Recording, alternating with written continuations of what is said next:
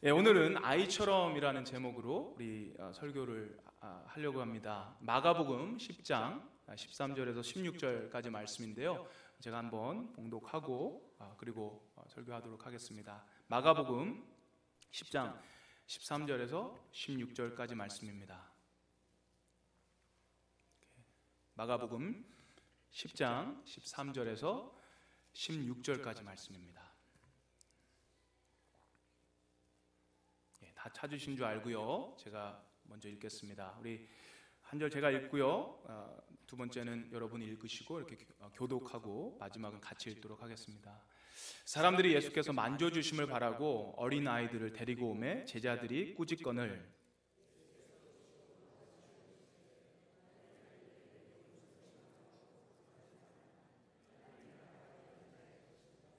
내가 진실로 너희에게 이르노니 누구든지 하나님의 나라를 어린아이와 같이 받들지 않는 자는 결단코 그곳에 들어가지 못하리라 하시고 어린아이들을 안고 그들 위에 안수하시고 축복하시느라. 할렐루야. 우리 어린아이들은요, 아까 보셨죠? 아멘 그러면 아멘 따라해요. 할렐루야 그러면 아멘 그럽니다. 여러분도 같이 한번 해보시겠어요? 할렐루야. 좋습니다. 매년 봄이 오고 꽃이 피는 5월이 되면 5월 첫 주 어린이 주일로 저희들이 지킵니다. 어린이 주일이 최초에 언제 어떻게 시작되었는지에 대한 구체적인 기록이 없습니다.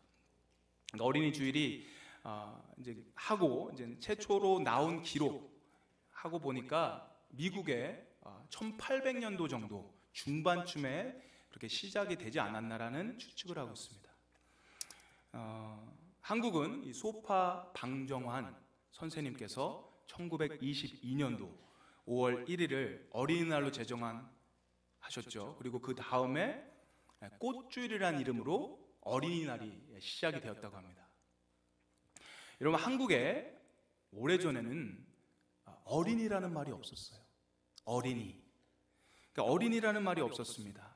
이 어린이란 말도 근대에 들어서 나온 거죠. 방정환 선생님께서 만든 겁니다.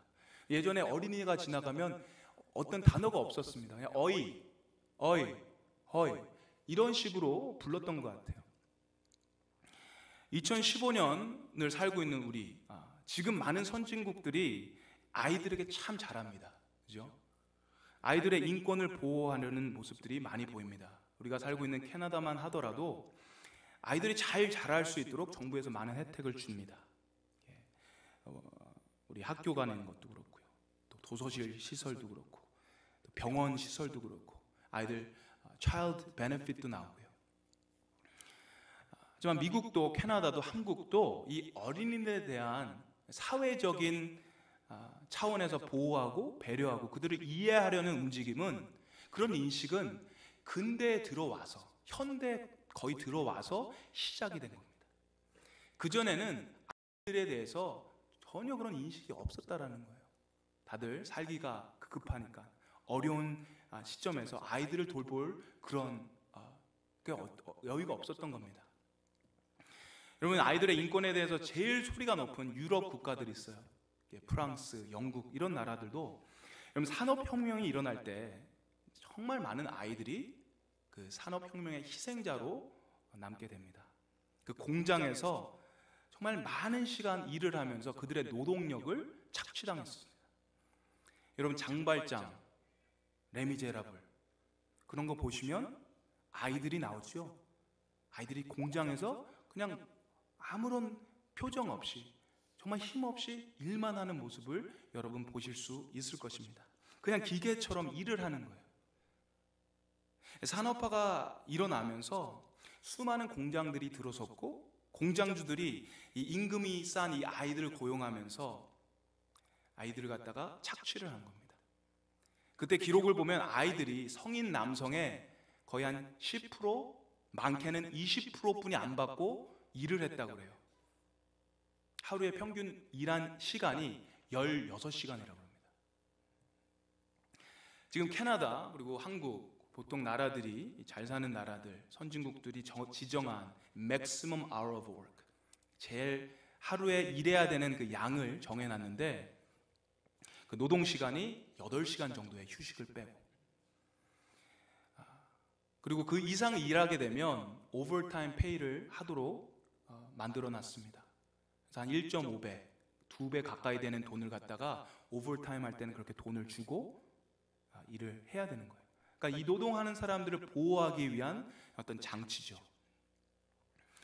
지금은 토요일, 주일, 휴가 제도에다가 펜션, 보험, 이런 많은 혜택들이 있었는데 예전에는 그런 게 전혀 없었던 거예요. 사실 지금도 아이들이 대우를 잘 못 받는 나라들이 세상에는 여전히 많이 존재합니다. 아프리카, 중남미, 동남아시아, 제3국가에 가보면 우리가 선교를 가는 하이티도 그렇고요. 정말 많은 아이들이 어리고 약하다는 이유로 그들이 힘든 일을 값싼 임금을 받고 하게 됩니다. 세계 노동기구에서 발표한 그 기록이 있는데요. 지금 세계에 2억 5천만 명 정도 어린아이들이 노동에 종사한대. Child Labor. 2억 5천만 명. 그리고 그 반은 1억 한 2천만 명 정도는 정말 중노동을 하는 거예요. 학교도 안 다니고요. 학교도 못 가고 중노동을 하는 겁니다. 하루 종일 일하는 거예요. 거의 10시간, 12시간 일을 하는 겁니다. 조금 받고요.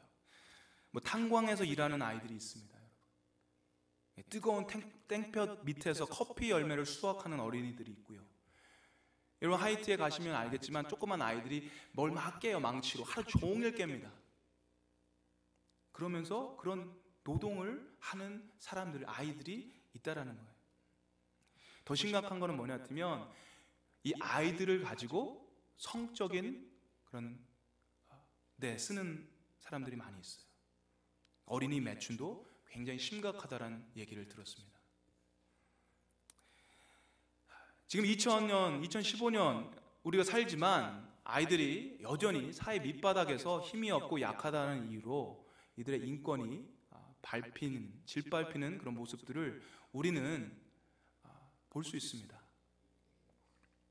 여러분과 제가 읽은 오늘 본문 2000년 전 예수님이 사셨던 유대인들의 사회도 역시 똑같이 이 아이들이 대접을 받지 못했던 사회였어요. 사람들이 아이들에게 꾸짖습니다. 아이들이 예수님에게 가려고 그러는데 가지 말라고 하는 거예요. 애들은 가라. 아이들하고는 볼 일이 없는 겁니다. 아이들하고 만나서 뭔가 도움이 되는 게 없다고 생각하는 거예요. 그냥 걸리적거리는 그런 아이들이라고 생각을 하는 겁니다. 제자들은. 여러분 본문에 나오는 어린 아이들의 이 그릭 헬라어 단어를 보면 파이디온이라는 얘기를 해요. 파이디온. 이 파이디온이라는 단어는요, 자기 힘으로 절대로 혼자 생존할 수 없는 사람을 일으켜서 파이디온이라고 합니다. 누군가에게는 의존해야만 생존할 수 있는 그런 사람을 파이디온이라고 해요. 돌봄이 절대적으로 필요한 아주 무력한 사람들을 파이디온이라고 얘기해요. 여러분 몇 살 정도 되면 파이디온일까요? 돌봄이 절대적으로 필요한 나이가 여러분 몇 살 정도일까요? 0살부터 한 4살, 5살 정도까지 될까요? 아무것도 모르는 아이들, 걸음도 제대로 못 걷는 그런 파이디온이 주님께 다가옵니다. 그런데 제자들이 매몰차게 그 아이들을 꾸짖습니다. 여러분, 왜 이 제자들이 이 아이들을 꾸짖었을까 한번 생각해 봤어요. 본문을 주의 깊게 보면 사실 아이들이 예수님께 먼저 나간 게 아니더라고요. 사실 거기는 사람들이 나옵니다. 사람들이 아이들을 보낸 거예요. 예수님께 만져주십사 하고.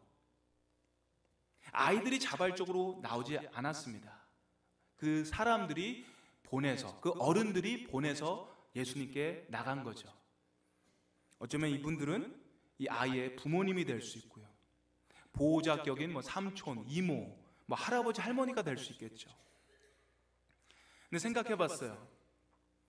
여러분, 이 사람들이 만약에 백부장 같은 사람이었다면, 만약에 이 사람들이 제사장의 딸이었다면, 서기관의 자녀였다면 제자들이 똑같이 애들은 가라 꾸짖었을까요? 요즘 말로 말하면 경찰청장이라든지 병원 원장, 재력가 되는 사람들이, 그 사람들의 자녀들이 예수님께 왔을 때 제자들이 똑같이 너네들은 가라 라고 얘기했었을까요? 그렇게 생각이 안 되는 거예요. 여러분, 이 파이디온의 이 딱지는 사실 이 어린 아이들에만 국한되는 게 아닙니다. 이 파이디온은 그 아이들을 보낸 사람들, 그 사람들의 보호자, 그 아이의 보호자 격인 아버지, 어머니, 삼촌, 이모, 할아버지, 할머니도 포함이 돼 있다라는 거예요.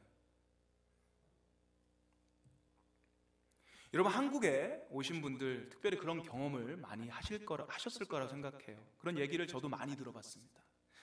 아이들 부모님들이 사회적으로 어떤 힘이 있고 능력이 있고 재력이 있고 그러면 선생님들이 아이들을 대하는 태도가 달라지죠. 어렸을 때 그런 경우를 저는 봤어요. 직접적으로 선생님들이 태도가 달라지더라고요. 왜냐하면 그 아이의 어머니가, 아이의 아버지가 힘 있는 사람들이거든요. 힘이 없는 사람의 자녀들은 학교에서도 선생님이 천대를 하더라고요. 그런 모습을 볼 수도 있었습니다. 요새 한국에서 제일 많이 하는 얘기 중에 하나가 뭐지요? 갑과 을에 대한 얘기죠. 대한항공 땅콩 회항 사건이 그것만 하더라도 갑과 을의 이 구조에 대해서 너무나 잘 선명하게 설명하고 있지 않습니까? 근데 사실 이거는 한국뿐만 아니에요. 이런 미국에 얼마 전에 볼티모어에서 흑인 폭동이 났습니다. 그게 왜 일어났겠습니까? 그 흑인들이 그런 대접을 받고 그 안에 있는 그런 멸시받고 천대받았던 그 모든 것들이 폭발한 사건이 바로 볼티모어의 흑인 폭동 사건이었어요. 어디를 가든지 우리는 그런 모습들을 우리가 볼 수가 있습니다. 지금 본문의 내용을 보면 제자와 아이들, 그리고 제자와 아이들의 부모님은 갑과 을의 관계예요. 아이들, 그리고 이 아이들의 부모님들, 이분들은 힘이 없습니다. 연약한 사람들입니다. 그런 사람들에게 이 제자는 갑의 모습으로 그들을 꾸짖는 거예요. 그리고 아이들과 부모를 꾸짖는 이 제자를 보면서 예수님은 가만히 있지 않습니다. 노하십니다. 화를 내십니다. 예수님이 화를 내시는 게 많이 없어요. 근데 이 부분에서 예수님이 화를 내세요. 노하라고 얘기합니다. 14절에 예수님께서는 노하십니다. 왜 이렇게 화를 내시는 걸까? 왜 이렇게 노하시는 걸까요? 단순히 나는 애들이 귀여운데 너네들 왜 그렇게 방해를 하냐? 나는 애들이 좋은데 너네들 방해해서 내가 귀찮다, 그래서 화를 내는 걸까요? 그렇지 않다고 생각해요. 거기보다 더 깊은 의미가 있을 거라 생각합니다. 제자를 가르치시고 제자들에게 보여주신 게 있어요. 이때까지 제자를 갖다가 훈련시키면서 보여주신 게 이때까지 있습니다.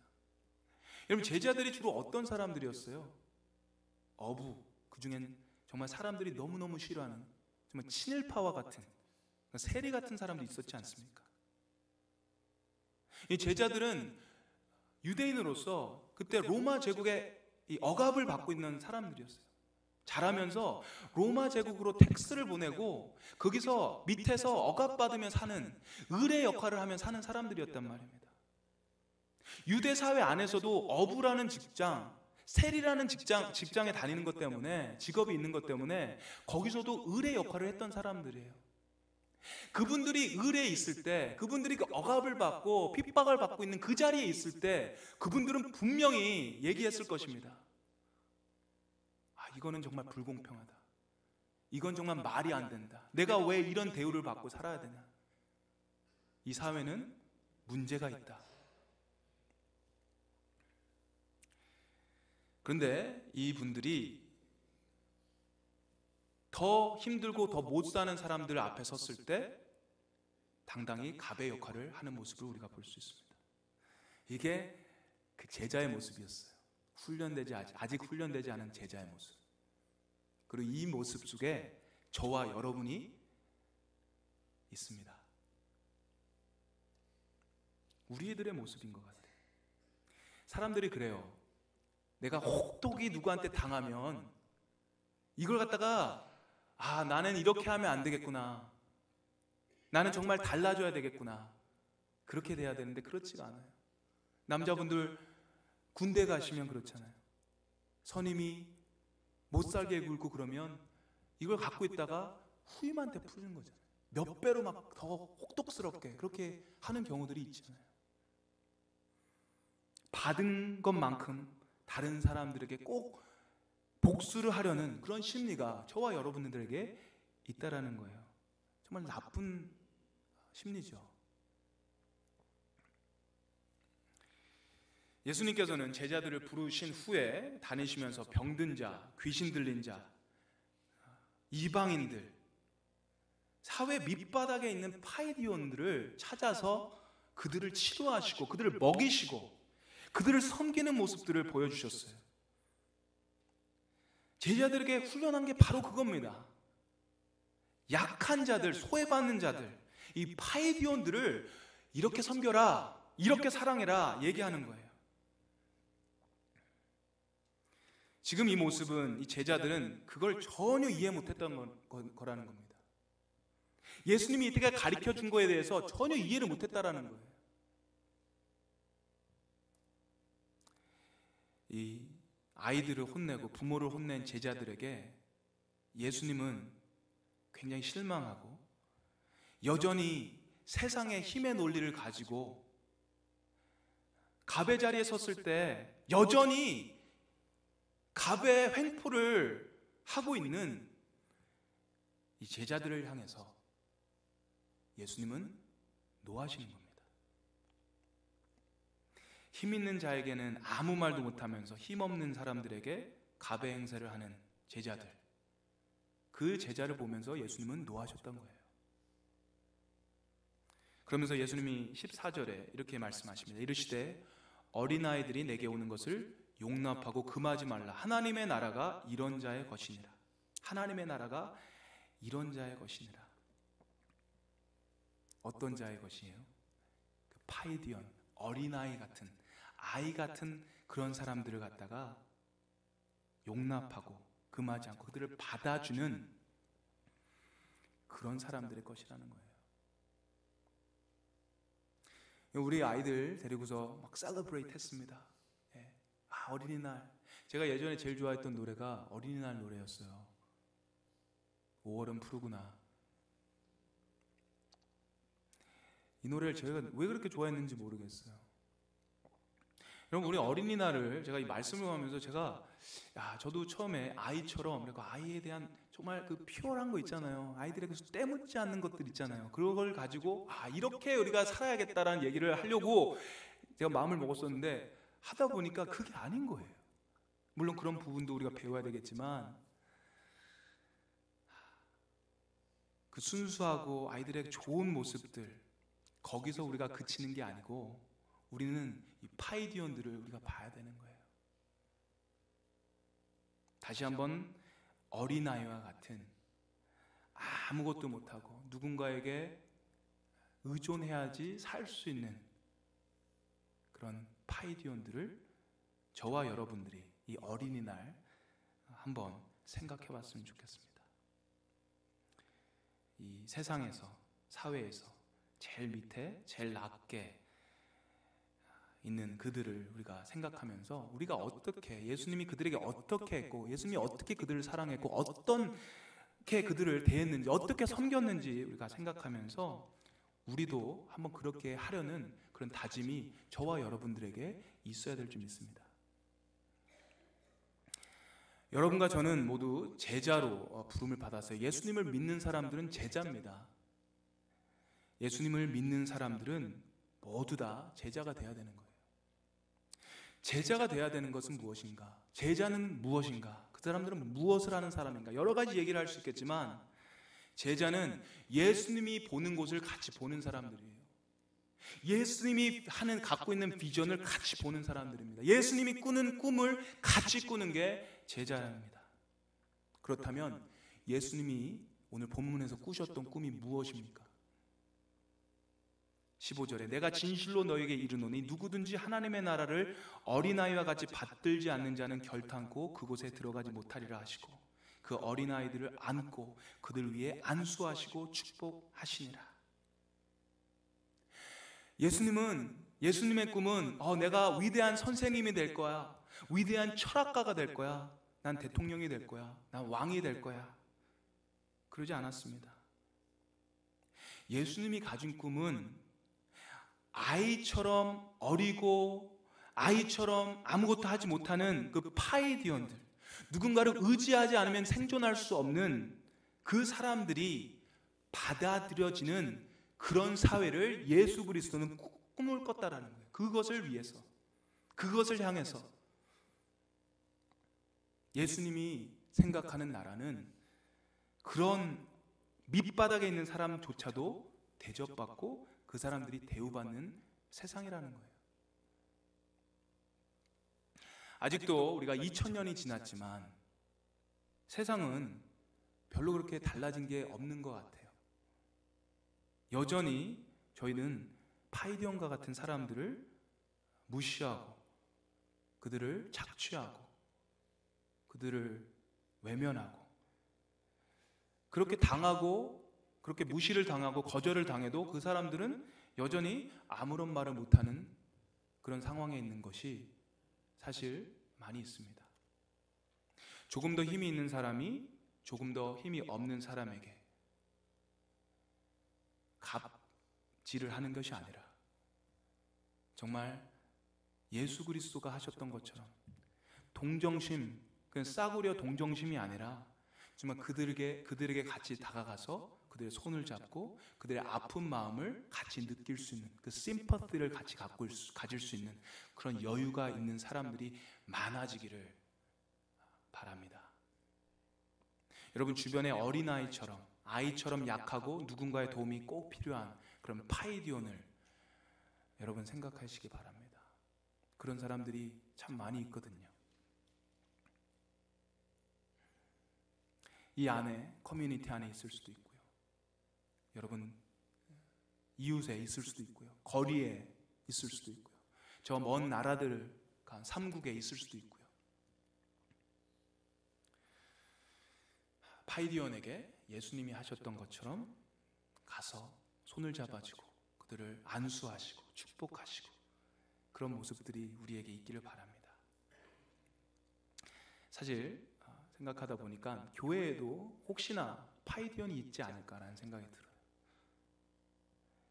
교회라는 곳은 다 환영해야 되는 곳이죠.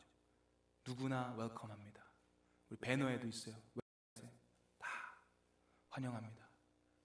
어서 오십시오.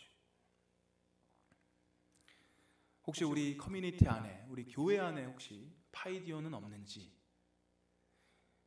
혹시나 우리도 제자들처럼 다른 사람들을 세상의 기준으로, 세상의 힘의 원리로 그들을 바라보고 그들을 대하진 않았는지, 만약에 혹시나 그랬다면 정말 예수님처럼 그들을 섬기고 그들을 사랑하는, 그들을 정말 리스펙트 할 수 있는 그런 저와 여러분 되기를 주님의 이름으로 축원합니다.